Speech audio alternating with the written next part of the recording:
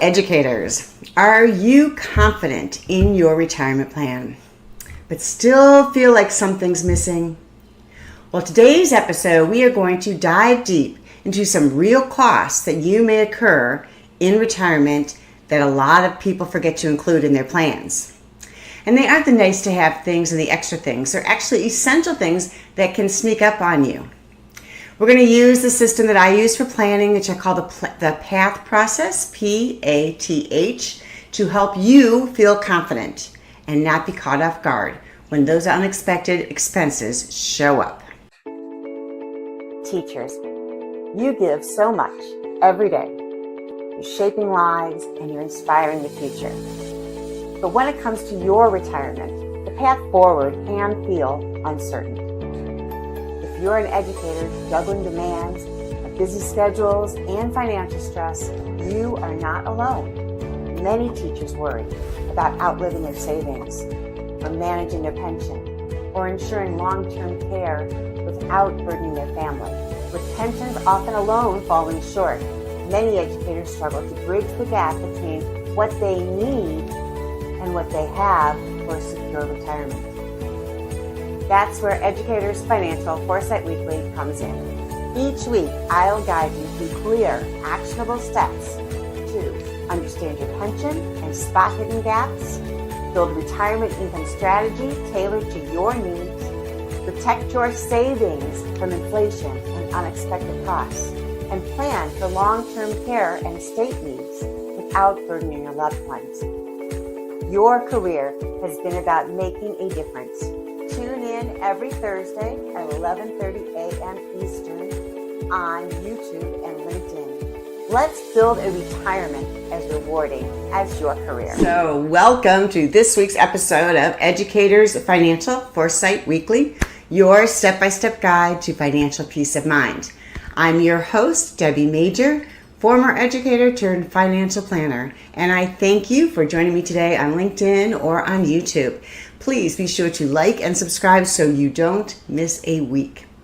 Well, last week we explored a simple way to use budgeting, and today we're going to take a practical look at the costs educators may want to include in their retirement and how to plan for including them using the PATH process. I actually have a worksheet that you can download, a PDF that you can have that goes through the process step by step, so you don't have to take notes. You can just look at it and you can fill it in for yourself after the show. Just drop checklist in the comments or DM me on LinkedIn and say checklist, and I'm happy to send it off to you. All right, great. All right, so let's get going. So here's what I've learned from working with educators across the country. Many of you have done a great job saving into your STRS pension, into your 403Bs, your 457s. If you're married, your spouse is doing it into their 401Ks. But there's one major gap that's in most plans. Because you planned for income, which is important, right? And you plan for time, how long are you going to live? And we try and estimate, as long as we can, right, for longevity. But sometimes you haven't planned for the real life costs that come with retirement. And there's 5 hidden expenses I see educators miss the most. The first one is health insurance before Medicare kicks in. This, you see, if you're tempted by a buyout and you're in your early 50s or mid 50s, you might be tempted by a buyout and you don't realize that you will be picking up the insurance premiums for yourself. And the reason why I say you don't realize it, because you know you're going to pick up those insurance premiums, but you may not realize how much the board is kicking in on their side of the insurance premium, because you're only paying a fraction of it. So if you have the option, which you do, of going on to COBRA, which will cover you for time after you're employed, you will be paying both what your employer has been paying and what you have been paying in the insurance premiums. So it's very high. You want to make sure you get this information before you just make your decision, so you can see how much am I going to have to pay if I use COBRA, because then you keep the same insurance you have, which is very good insurance. You do have the option of going onto the marketplace and getting an ACA plan. Also, and you want to be able to compare that and its costs and its benefits to what you have. This is especially important when you're in your 50s and you've got that 30 years, and then that's when they like to all of a sudden do incentives to get you out and be able to hire younger teachers. And the double whammy could be, besides the fact you got to get all the way to 65 for Medicare to kick in and those retiree benefits, but also if your age is lower than 59 and a half, you're going to run into penalties of 10% to take money out of your 403b or 401k plans, because those types of plans and IRAs have age limits. They're meant for retirement, and they want you to be 59 and a half. Now, there are some exceptions, of course, like that, but we're talking generalities, and it's something that you should think about when you think about those healthcare costs. And that's really the most important one that I've seen come into effect, especially when I've talked to teachers retiring early, especially in their 50s when they started teaching in their 20s, right? Number 2, home repairs, all right? So, let's say you need a new roof that you weren't planning on. It's not insurance related. It's old and it needs to be replaced. And they say, oh gosh, we need to do a total tear off and put on. So it's going to be $12,000, $15,000. Well, that might be a little more than you want to take out of your emergency fund or that you have in your emergency fund, right? And where is that going to come from? It wasn't expected. That $12,000, $15,000, that can come out of your retirement accounts, whichever one you happen to take out. Right?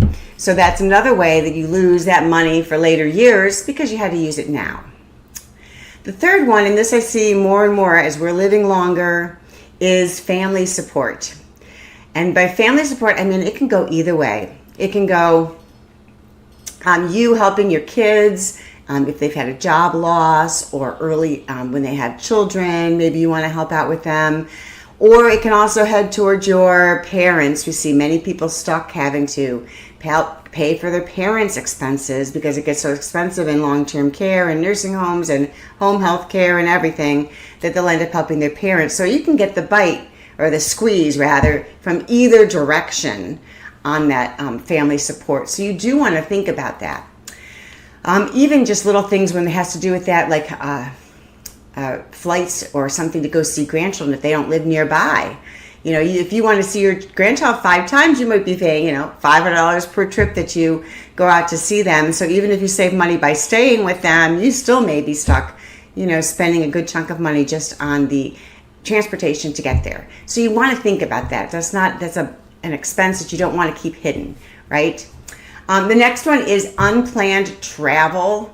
And that kind of ties into the family support. You may want to visit your grandkids at $500 that you didn't plan in, or all of a sudden you're looking on the internet and you see some great price to get on a flight and be able to take a trip to maybe Ireland, where you've always wanted to go but you never could before, you never had time to.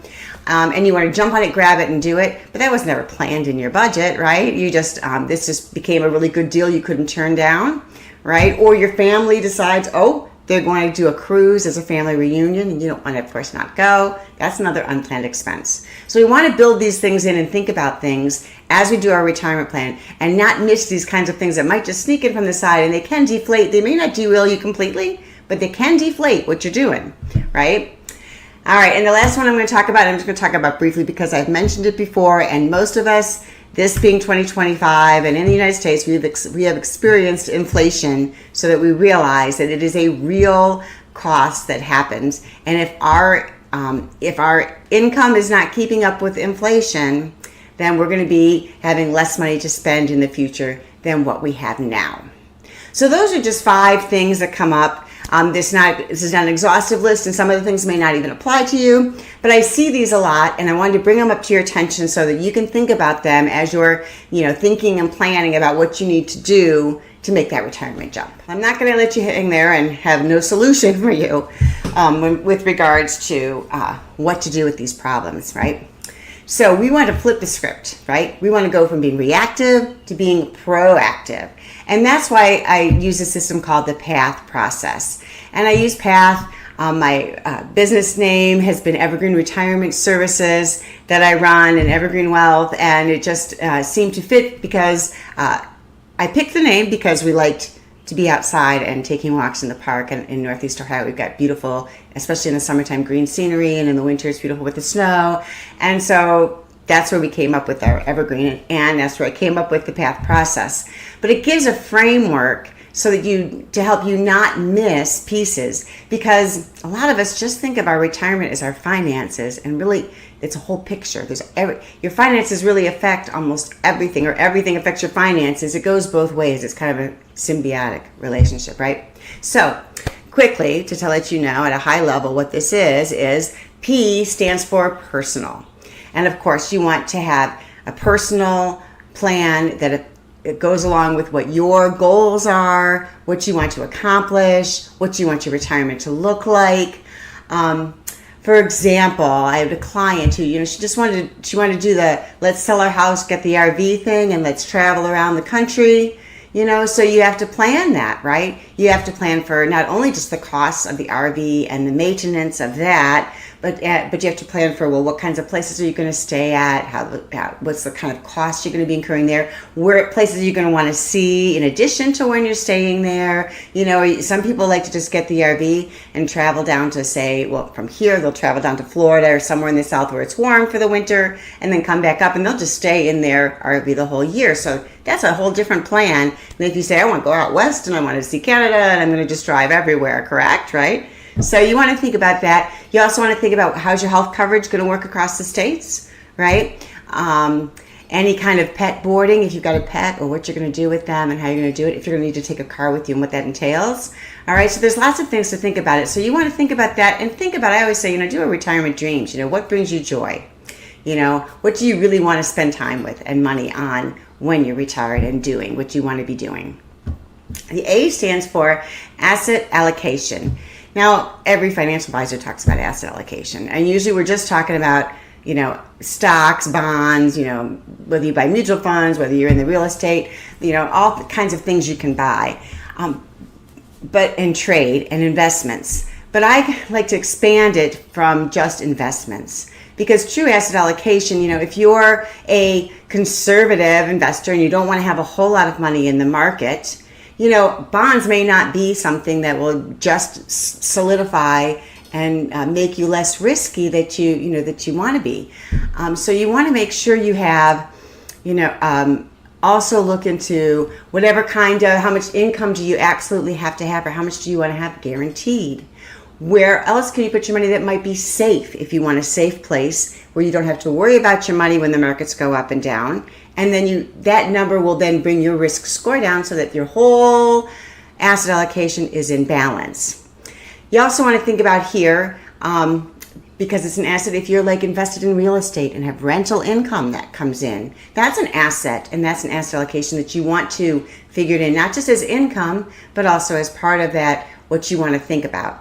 And you also, on this one, want to think about the tax diversification. How much money do you want to be in your regular non-qualified accounts? How much and when do you want to spend it? How much is in your Roth or your tax-free accounts and your cash value life insurance? How much is in those 457, 403b, 401k type plans, right? You want to look at all of that. So that's asset allocation, and I just try a broader view so that we get a whole picture of what everything looks like. The T stands for time horizons, and this is where that bucket plan comes in that I've talked several times before. And this really fits in nicely here because it gives you your picture of kind of the goals that you have and when they're going to be placed, and how your assets are allocated, all of them, into different time segments. So what is your now bucket? What in the next year do we need? Like our income, our emergency fund. What do we need the next, this year? Then our soon bucket, or our next bucket, is going to be, the next 10 years. What are we going to need to pull from? What needs to be protected from market risk if the market happens to go down a lot early in our retirement? And then our third bucket is going to be your long-term bucket. What long-term investments can go in there that you'll need 10 years plus from now. So that you have a picture then that you can just look at and say, yes, I see where everything is, and I see where I'm going to be using it, so I can see how I can invest it or what I need to put it in, right? So that's the whole purpose of the time horizons and the bucket plan. And the H is to bring everything together into holistic. So does everything work together? And by that I mean, how is your insurance doing? Does your P&C insurance, how is that doing? Do you have an umbrella policy? If you're a business owner, how are you incorporating that with your insurance that would need to go with that if you've got something on the side? Does everything work together? How about estate planning? Do you do beneficiary reviews? When's the last time you checked to see who was listed as your beneficiaries or the TODs on your accounts, right? Can your income truly support your goals? So everything tied together as a holistic picture. That's what we want to make sure that you do, and that's what the H stands for. So the goal is when you walk through the path, you just don't hope that you're ready.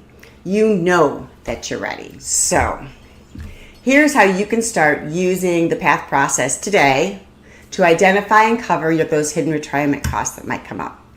All right, I'm just going to quickly go through them again. And like I said, if you'd like that worksheet that actually has the questions with it, along with the letters to help you think things out, feel free to DM me and say, the path worksheet, or put it in the comments. There is no obligation. Just let me know where you want it sent.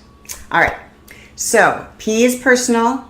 So why don't you write down, 3 things you want your retirement to look like, and then match those dreams with a date and with a dollar amount. How much do you need to have, and by what date, and how are you going to feel when you reach that goal?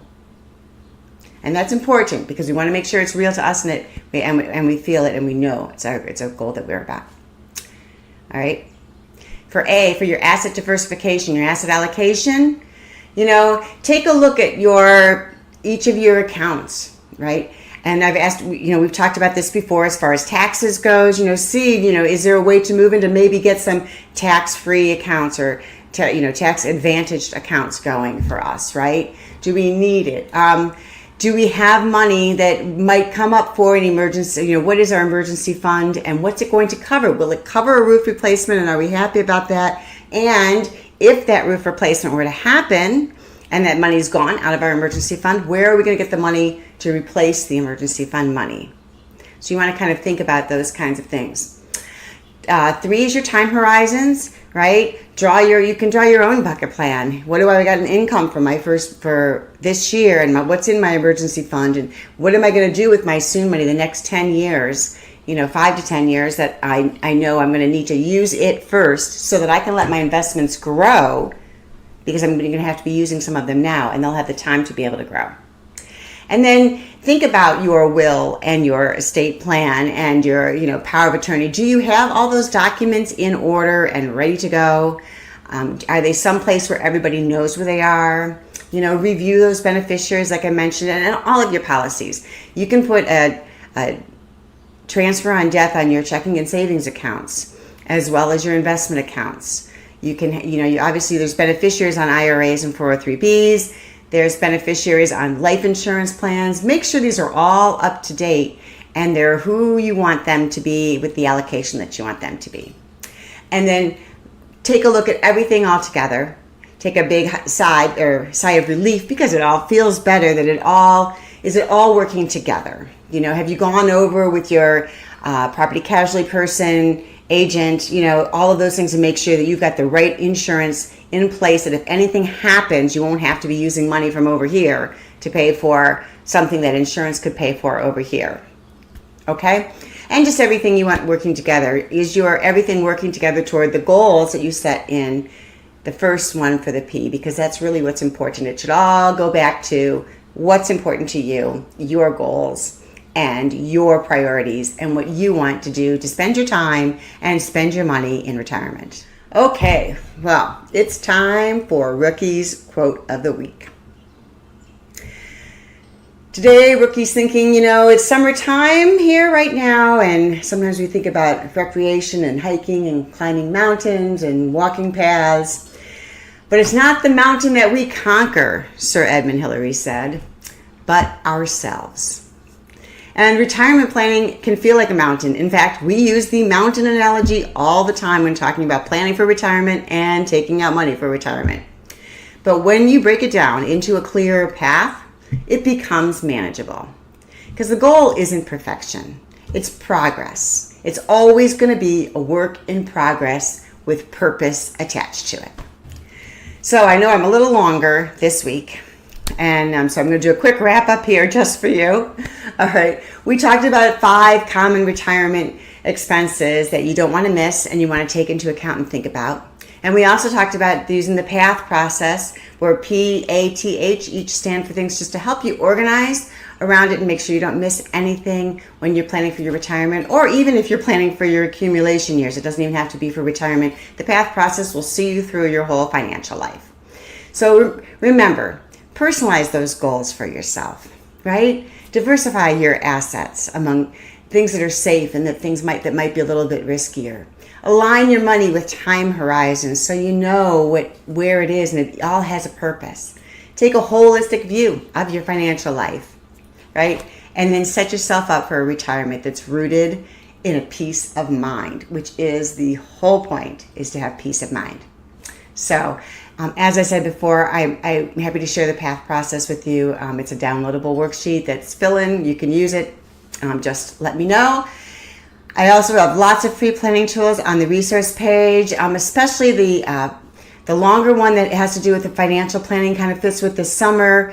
The budgeting is included in that, like we talked last week, and then talk some more. It doesn't use the PATH process per se in that worksheet webinar, but it does walk you through many things that you need to think of. So if you want to take a deep dive, the financial inventory webinar is the thing to do, and you can find that on my resource page, and that link should be in the show notes or below this video on LinkedIn.